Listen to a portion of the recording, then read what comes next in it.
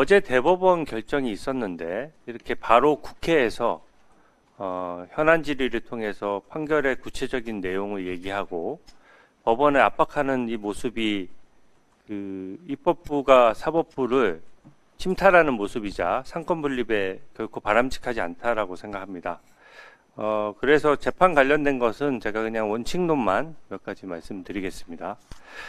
일단 이 사건은 이 시기가 어제 시기를 가지고 계속 선고 시기를 가지고 말씀하시는데 저는 이재명 후보의 자업자득이자 자승자박이라고 생각합니다. 일단 이 재판을 1심에서부터 2년 2개월을 끌어오는 과정에서 일반 국민들은 선택하기 어려운 위헌법률 심판 제청 신청이라든지 서류를 계속해서 받지 않는다든지 증인을 무더기 신청한다든지 이런 수법들이 동원이 됐고요.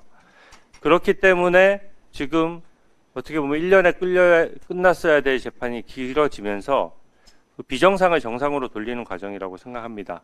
법상 근거도 있거든요. 공직선거법상 이건 법 규정이니까 하나만 여쭤볼게요. 공직선거법에는 강행 규정이라고 표현이 되어 있고 633 원칙을 규정하면서 반드시 지켜야 한다라는 의무 규정처럼 규정 체계가 되어 있고 또 다른 사건에 우선하여 심리한다라는 표현이 있는데 맞습니까? 예, 맞습니다. 예. 저는 이 법 규정을 지키기 위해서 대법원이 원칙을 지킨 것이라고 생각하고 사실 법원 판결만 놓고 보면 1심하고 대법원의 의견이 완전히 같았는데 2심에서 유죄인 것을 무죄로 잘못 판단하면서 사실은 1심 유죄, 2심 유죄 대법원에서 어제 확정이 됐어야 맞는 사건이 이렇게 2심의 잘못된 판단이 개입되면서 결과적으로는 재판이 늘어지게 됐는데 그 또한 사법체계 안에 있는 것이기 때문에 제가 더 구체적인 말씀을 안 드리겠습니다. 이 공직선거법 규정을 준수하기 위해서 법관들이라면 저는 다 그 법을 지키기 위해서 노력해 주실 것이라고 생각합니다. 두 번째로 이 이재명 후보가 지금 사과해야 되는 사안인데 이 사과는커녕 지금 어제 오히려 최상목 그 경제부총리에 대한 탄핵소추로 화답을 했어요. 저는 이것은 민생을 볼모로 잡고 또 국민을 이겨먹겠다는 오만한 모습이라고 생각합니다. 지금 이재명 후보가 친형 강제 입원에 관여 안 했다라고 함으로써 2심까지 벌금 300만 원이 선고됐다가 그때는 판례까지 변경되면서 다수 의견 7명, 소수 의견 5명으로 무죄로 기사 회상한 일이 있었습니다. 그때는 대법원 판결을 존중합니다라고 하고 어떻게 보면 희색이 완전히 만연했었는데 지금 어제는 10대 2로 다수와 소수 의견이 갈렸는데도 지금 거기에 대해서 구체적인 내용에 대한 설명 없이 사법 쿠데타니 어쩌냐 하면서 사법부만 겁박하는 것이거든요. 이게 지금 결국 어제 대법원에 확정된 판결 내용을 보면 백현동은 당시 백현동 의혹과 관련해서 국민 앞에서 거짓말을 했다는 것이고 또 그 사건을 막기 위해서 재판을 지연했던 것은 물론이고 방탄용으로 탄핵도 남발했었고 또 이제는 집권하면은 검찰을 공소청으로 바꾸겠다. 아예 수사권을 아예 없애겠다라고 해서 지금 보복을 또 얘기하고 있고 대법원도 겁박하고 있는 것이거든요. 저는 이 모습이 국민들께서 다 지켜보실 것이라고 생각합니다.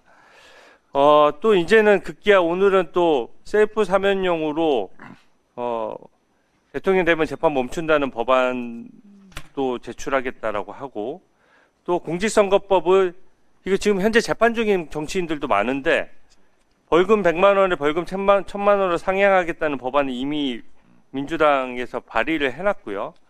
심지어 이제 허위사실 유포죄도 없애겠다고 하는 판국입니다. 저는 이렇게 한 개인을 위해서 이렇게 입법권을 남용해서는 절대 안 된다라고 생각하고요. 법무부 차관님, 네. 그런 의미에서 지금 이재명 후보 관련된 지난 대선에서 그 기소됐던 사건 중에서 이재명 후보 관련된 사건이 딱 한 건 남았거든요. 네. 그러니까 대선에서 반칙을 했으면 다음 대선에 못 나오는 게 원칙이고 총선에서 반칙을 하면 다음 총선에 못 나오는 게 원칙이에요. 근데 이게 조기 대선 국면이긴 한데 그 언론 보도를 보면 이하영 부지사가 기소될 때 그 쌍방울 그룹 임직원이 이하영 부지사의 요청을 받고 그 당시 이재명 대선 후보, 이낙연 당시 후보랑 경선 중간이었거든요. 거기에 임직원으로 쪼개기 후원을 해서 9천만 원을 이재명 후원 계좌로 넣었다는 보도가 있었습니다. 네. 이 부분은 당연히 수혜자인 이재명 후보에 대해서도 조사를 해야 되는데 지난 대선에 있었던 일이에요. 근데 지금 가시적인 수사가 전혀 이루어지지 않고 있고, 두 번째 그 시기를 얘기하는 겁니다. 이게 지난 대선에 반칙했던 불법 자금 문제가 다음 대선까지도 아예 수사조차 이루어지지 않은 상태에서 시시비비를 가리지 않고 다음 대선이 일어난다? 저는 그 잘못됐다라고 생각하고요. 김용 그 민주연구원 부원장 사건도 마찬가지입니다. 물론 사건이 많은 건 제가 이해를 하는데 이것도 불법 대선 자금 6억 원을 대장동 업자로부터 받았어요.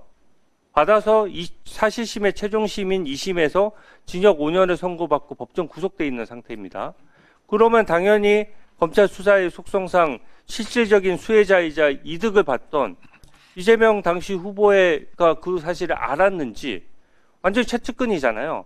그 부분에 대해서 의미 있는 수사를 진행해야 되는데 지금 언론 보도를 보면 최근 들어서 국민의 관심이 고조됐다라고 볼 수 있는 명태균 이슈라든지 이런 것들은 연일 소환 조사라든지 이런 보도가 나오고 있는데 이 사건은 지금 너무 지나치게 몇 년간 멈춰 있거든요.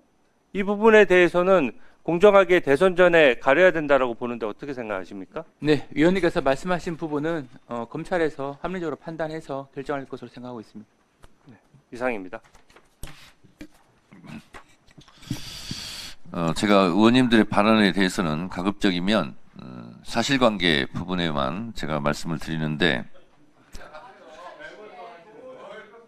주진우 의원님 방금 발언 중에 입법부의 사법부 침탈이라는 발언은 적절해 보이지 않습니다. 자, 주진우 의원은 예상한 것마다 다 틀리더구만요. 5대3, 4대4 헌법재판 이거 틀리고 파기자판 주장했는데 그것도 틀리더군요. 자, 그래서 파기자판 이것을 주장하고 요구하는 것이 그러면 사법부 침탈입니까? 각자 주장을 할 수 있는 거지만 이건 같은 입법부에서 일원으로서 사법부에 침탈한다는 표현은 적절해 보이지 않아요. 지금 헌법은 국회 해산권을 없애고 국정감사를 부활시켰어요. 국회의원들이 위원회에서 발언하는 것은 어떤 것도 할 수 있어요. 주진우 의원이 파기자판이라는 말로 사법부에 압력을 넣는 것에 대해서 할 수 있어요. 민주당도 사법부의 어제 판결에 대해서 이런저런 주장을 할 수 있는 거예요. 근데 그것을 입법부의 사법부에 대한 침탈이다 이런 표현은 적절하지 않다. 곽규택 의원 반말하지 마시고 자, 적절해 보이지 않습니다. 그 단어는 제가 국회법도 다 살펴보고 했는데 딴 얘기는 더 이상 안 하겠습니다. 근데 그런 용어는 좀 자제해 주시기 바랍니다. 박균택 의원님.